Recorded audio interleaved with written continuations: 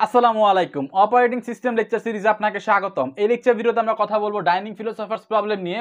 তো dining philosophers problem process সিনক্রোনাইজেশনের একটি standard problem. তো এখানে মেইন যে কাহিনী সেটা হচ্ছে আমাদের একটি ডাইনিং টেবিল রয়েছে, গোল ডাইনিং টেবিল, এবং এই ডাইনিং টেবিলে আমাদের ফিলোসফাররা বসে আছে। তো আমাদের এখানে ইনিশিয়ালি আমরা পাঁচজন, জাস্ট ধারণার জন্য আমরা পাঁচজন ফিলোসফার নিয়েছি। Philosopher P naught, philosopher P one, philosopher P two, philosopher P three এবং ফিলোসফার পি ফোর। 1 2 3 4 5 পাঁচজন ফিলোসফার রয়েছে। এখন ফিলোসফারদের কাজ হচ্ছে তারা চিন্তা করে। তো চিন্তা করতে করতে টায়ার্ড হয়ে যায়, দেন তারা খাওয়া শুরু করে। অর্থাৎ তাদের কাজ দুটি, চিন্তা করবে এবং খাবে। তো তারা খাবে কি? তারা খাবে রাইস বোল থেকে তারা রাইস খাবে। তো এখন আমরা বাঙালিরা আমরা কি করি? আমরা হাত দিয়ে ভাত খাওয়া শুরু করে দিই। বাট তারা করবে তারা কাঠি দিয়ে খাবে, বা ফর্ক দিয়ে খাবে, বা চপস্টিক্স দিয়ে খাবে। অনেক অনেক বই আপনি ফর্ক পেয়ে যাবেন, অনেক অনেক বই আপনি চপস্টিক পাবেন। তো এখানে আমাদের যে পিনট যে ফিলোসফার রয়েছে, সে ফার্স্ট অফ অল তার লেফট সাইডে যে চপস্টিক্সটা রয়েছে লেফট সাইডের, সে এখানে F naught first of all সে উঠাবে। দেন রাইট সাইডে যেটা রয়েছে সেটা উঠাবে। উঠানোর পরে সে রাইস বোল থেকে রাইস নিয়ে খাওয়া শুরু করবে। সেম টু সেম আমাদের পি ওয়ানের ক্ষেত্রে, তার জন্য লেফট এখানে F one, right F two. তো first of all F one উঠাবে, দেন এফ টু উঠাবে, খাওয়া স্টার্ট করবে। পি টু এর ক্ষেত্রে left F two, right F three, এই দুটো সে উঠাবে, তারপর সে খাওয়া শুরু করবে। পি থ্রির ক্ষেত্রে এফ থ্রি এবং এফ ফোর, এবং পি ফোরের ক্ষেত্রে এফ ফোর এবং এফ নট। তো এভাবে তারা একটা একটা করে উঠাবে। ফার্স্ট অফ অল লেফট সাইডের, দেন রাইট সাইডের, তারপর সে খাওয়া শুরু করবে। তো লেফট সাইডের আমাদের যে ফর্ক রয়েছে তার ইন্ডেক্স 0, এবং পি নটে আমাদের ইন্ডেক্স 0। অর্থাৎ আমাদের লেফট সাইডের যে ইন্ডেক্স রয়েছে সেটি আমাদের ফিলোসফারের ইন্ডেক্স, এবং রাইট সাইডে যে ইন্ডেক্স রয়েছে সেটা এক ইনক্রিমেন্ট করার পরে। তো পি ওয়ানের ক্ষেত্রে দেখেন index same, P one F one same to same, but এটা এফ টু, অর্থাৎ 1 ইনক্রিমেন্ট করার পরে। তো ইচ অ্যান্ড এভরি যে ফিলোসফাররা রয়েছে তারা যদি খেতে চায়, যদি তারা রাইস বোল থেকে রাইস খেতে চায়, তাহলে তাদের এই কোড এক্সিকিউট করে তারপর খেতে হবে। তো ইনিশিয়ালি এখন সে আমরা বলছি যে আমাদের ফিলোসফার পি নট এসেছে। তো philosopher P not void, philosopher void এই ফাংশনে ঢুকলো। ওয়াইল ট্রু, অলওয়েজ ট্রু, থিঙ্কিং, তারা এখন চিন্তা করছে। তো থিঙ্কিং ফেজ থেকে যদি বের হয় take fork I, take fork I মানে এখানে আমাদের পি নট আমাদের ইন্ডেক্স, এটা আমাদের অ্যাকচুয়ালি পি আই। তো পি আই এর জায়গায় এখানে আই সমান সমান কত? আই সমান সমান আমাদের 0। তো এখানে আমাদের টেক ফর্ক 0, অর্থাৎ আমাদের এফ নট যে ফর্ক রয়েছে সেটি ফার্স্ট অফ অল সে উঠাবে। Then take fork I plus one. What is I plus one? I plus one is 0 plus one. Then আমরা বলছি মোড এন। এখানে এন কি? এখানে এন নাম্বার অফ ফিলোসফার। তো 1 2 3 4 5। তো এখানে নাম্বার অফ ফিলোসফার 5। তো 1 মোড 5 হুইচ ইজ 1। তো এখানে সে ফর্ক নাম্বার উঠাচ্ছে আমাদের এফ ওয়ান।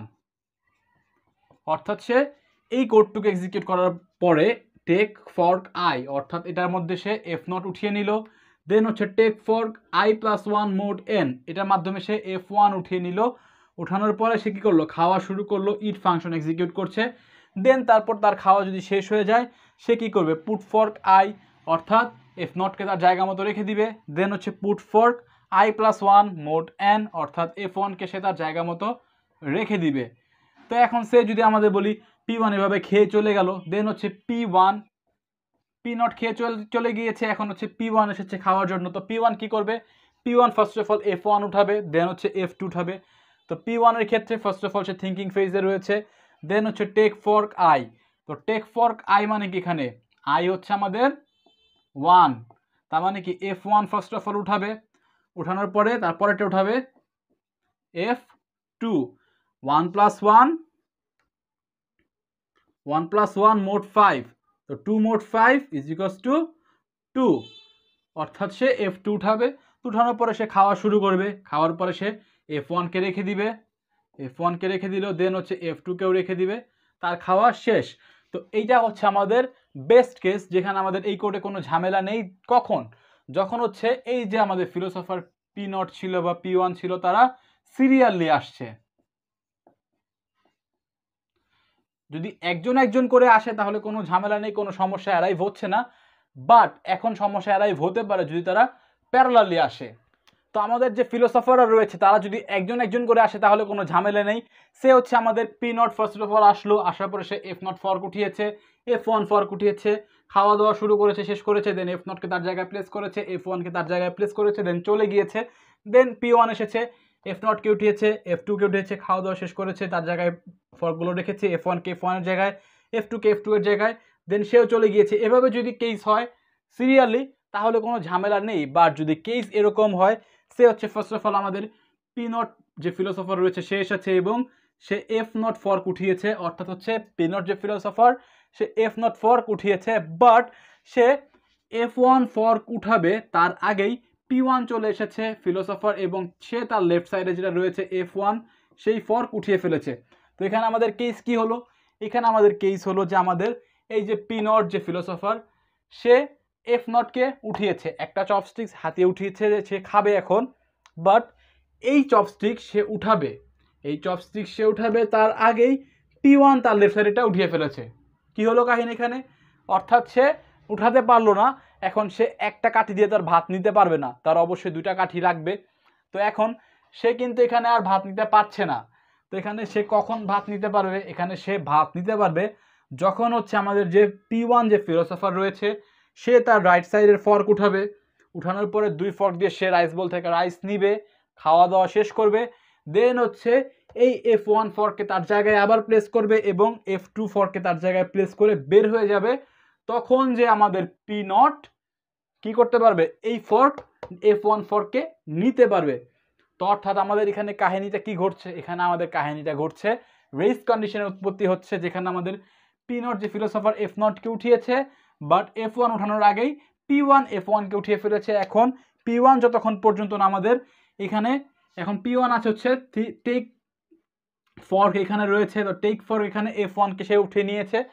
তারপর সে কি করবে? এফ টুকে উঠাবে, এফ টুকে উঠানোর পরে সে ইট করবে, ইট করার পরে পুট ফর্ক আই, অর্থাৎ এফ ওয়ানকে রাখবে তার জায়গা মতো এবং এফ টুকে রাখবে তার জায়গা মতো এবং বের হয়ে যাবে। তখন যে অ্যাভেইলেবল হবে কে? তখন যে অ্যাভেইলেবল হবে আমাদের এফ ওয়ান, অর্থাৎ তারপরে সে এখান থেকে এফ ওয়ানটা পাবে। তো পাওয়ার পরে তারপর সে হচ্ছে খাওয়া দাওয়া করবে, বের হবে। অর্থাৎ এখানে আমাদের রেস কন্ডিশনের অ্যারাইভ হচ্ছে। তো এই রেস কন্ডিশন অ্যারাইভের আমরা সলিউশন করতে পারি বাইনারি সেমাফোর দ্বারা। তো আমরা এখানে সলিউশন দেখবো এখন বাইনারি সেমাফোর দ্বারা।